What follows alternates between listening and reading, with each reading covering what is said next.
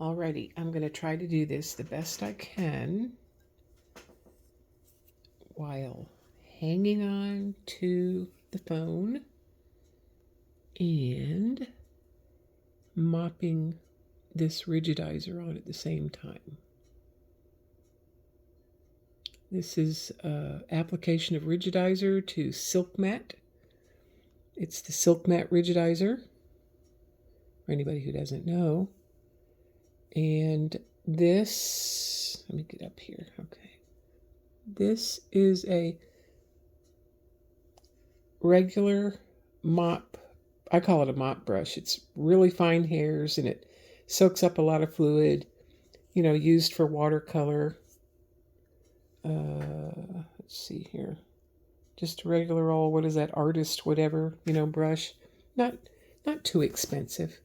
And I'm prone to kind of grab things that I need, even though they might be expensive. But this one is not. Oops, sorry. And I just grab a pretty good amount, out of, kind of like that. Get over here with it and start coming right up to the edge and tapping it on. I don't like to compress or push on the SilkeMat. My theory is if I can keep it as thick as possible while this is going on, then it will stay as thick as it can. And this is the bunnies. This is like the 4th day that I have been working on different cookie cutter SilkeMat forms. So this is my bunnies. I'm not going to show you every time I go over to the mug because that could get really messy. And my method is to be on this one, but I'm hitting all the way up to the one above it, the cavity. So that way that has started. If I can get over here, let's see. All right, so let's see here. There we go. I hope you can see that pretty good. So see, it's pretty puddly. But this is what it looks like after, I would say, about maybe 10 minutes. I was going to say 15, but probably more like 10. So then I'm going to come back down here and get right up over this. And I'm not doing the interior of the edges yet. I do this first, all the way down to the other end there. Then I will start working on the edges, and I don't have to do that all at the same time. I would feel fine leaving this sitting here tonight, coming back tomorrow. If I do get a dollop like that just rolled over, I do make sure to have it be flush, because if that dries, it's going to be a dollop, and I don't want that to interfere with the overall shape of my glass. And I don't know if you can see it, but right here where I'm at, there's a little rise up on the SilkeMat. So I make sure that it lays down the way I want it to lay down. Because it is a fabric, so it has bias. And if you interfere with the bias, it'll interfere with the weave.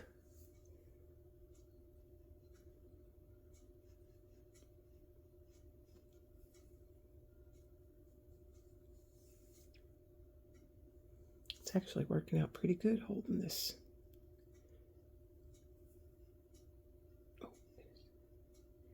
Holding this cell phone. I've got a new contraption, y'all. It's an Osmo Pocket 3. By nature, my other passion. I have 3 passions. Well, 4. My husband, Cliff. And kites. I love to fly kites, and I don't get to very often because I'll only fly them on a beach. And I am 11 hours away from a beach. And glass and cameras, photography, anything to do with photography. So I have an Osmo 3, Pocket 3, really cool, but it's pretty technical as far as the way the gimbal moves on. It's a gimbal operated camera. It's sort of like a, it is sort of like a, what would you call it? A drone, which I also have drones. It's like the internal part of a drone. It's a gimbal, 4K camera, does video, photo, all that good stuff. And I'm trying to learn it pretty well so that I can start doing some YouTube videos. And also, where am I at? Sorry, you guys, I drifted. Do some live video. I finally have 50 followers. In fact, as I speak, there may even be more. Last night, I think, is when I found out there was 50 followers. So I'm happy about that. And I would love to start doing some live streaming. So I'm trying to get that Osmo Pocket 3 figured out. It follows you. It follows wherever you tell it to. A face, an object. You can pinpoint a certain part on the screen that you want it to stay tuned to. And what keeps happening is if I try to follow my hand, which would be preferable when you're doing like a demo or something, it loses my hand because, of course, you can see here that I keep going out of the frame and then back into it, so it loses it. So that's kind of frustrating. But I'll figure it out. And in the meantime, if I can figure out how to get my cell phone camera, I've also got 2 or 3 or 4 heroes. But the thing with those is, the screens are tiny, so you can't see what you're reporting out to someone on a live stream, and that gets frustrating, at least for me, and I'm sure it would be frustrating to the viewer, and I don't want to start out frustrating my viewers. I would love to be able to daily, turn on the camera and say, hey, here's what I'm doing in the studio today, just because I think it'd be cool. My mentor sort of for that, my lead, is the wonderful Jamison Schuler. I think it's fantastic the way he's always doing videos.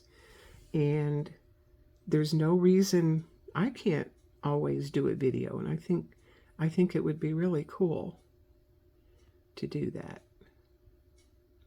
So anyway, that is the way I mop on the I'm putting my brush down here. Okay. That is the way I mop on the SilkeMat rigidizer medium. And people might say, this is a lot of work, blah, blah, blah, but there's a few things. Number one, when I'm in the studio, it's almost like meditation. So almost nothing is too much work, except for, close your ears, Peter Kane, except for cold working. I don't particularly care for cold working. Only because I haven't done enough of it to feel comfortable with it. But doing stuff like this, or cutting glass, or making scrap glass into frit, all that kind of stuff, it's meditative, it's transformative, or whatever you want to call it, to me. So I don't mind doing this. And the other thing is, this particular mold that I made today out of SilkeMat has 12 little bunnies, They're 2.25 inches wide at their widest point. So that would be from the point of the nose to the edge of the tail. That's 2.25 inches, and I think it's 3.5 inches high. So see, I just dribbled. So I'm gonna get the excess out of my brush, and I'm gonna come back in there and I'm gonna soak it up. By the way, the SilkeMat's sitting on a sheet of a page protector that I opened up. Anyway, so I've got 12 cavities, and this rigidizer, or the SilkeMat, once it's rigidized like this, I will be soaking the other side and the inside of the cavity. So this thing is going to be a solid sheet of rigidizer inside SilkeMat by the time I get done with it. And it'll hopefully last a very long time, and I'll be able to, fill it with glass. I could make Easter bunnies, I could make spring bunnies, I could make Christmas bunnies, I could make Mother's Day bunnies, all kinds of bunnies. And for the cost of one cookie cutter, instead of buying however many freeze and fuse molds it might take to make a bunny of this size in freeze and fuse. Every time I want to do it, what I'd rather do is get something like this. I've got bunnies made. Anybody who's been watching on the SilkeMat user group, I've got these bunnies today. I made bigger Easter egg shapes. They're like 4 inches high by 3.5 inches wide, I think. And I did little chicks yesterday. I'll show you those in just one second, because I've got that ready where we can look at it. Okay, I'll show you the chicks. So the chicks are over here. Oh, they're upside down. Here, let me make them right side up. I did chicks, and there's 3, 6, 9, 12, 15. 15 chicks.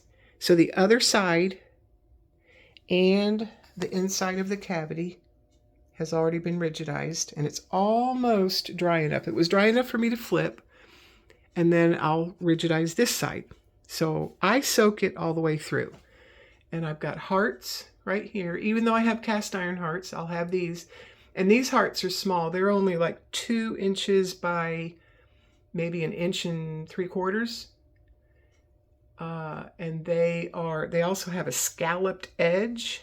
The cookie cutter had a scalloped edge or a smooth edge. So I figured, why not try the scalloped edge? And then here's the Easter egg shapes that are almost dry. And again, this has already been rigidized over on the other side and the cavity. I did this sort of a project for Christmas trees, and I did only the top and back, or top and bottom of the rigidizer, and left the cavities open, like that.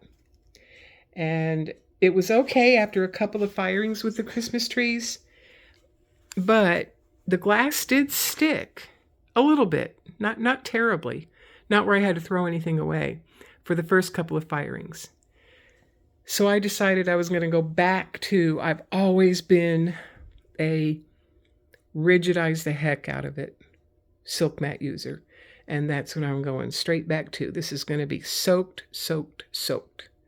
It'll be super rigid. And I really watch it while it's drying, so I can hopefully stay ahead of it warping. And so far it's working. I haven't done that before. I'm doing that during these projects here. So anyway, that's my story, and I'm sticking to it. It is it is Friday, January 19th, the day after my birthday. Thank you all for watching.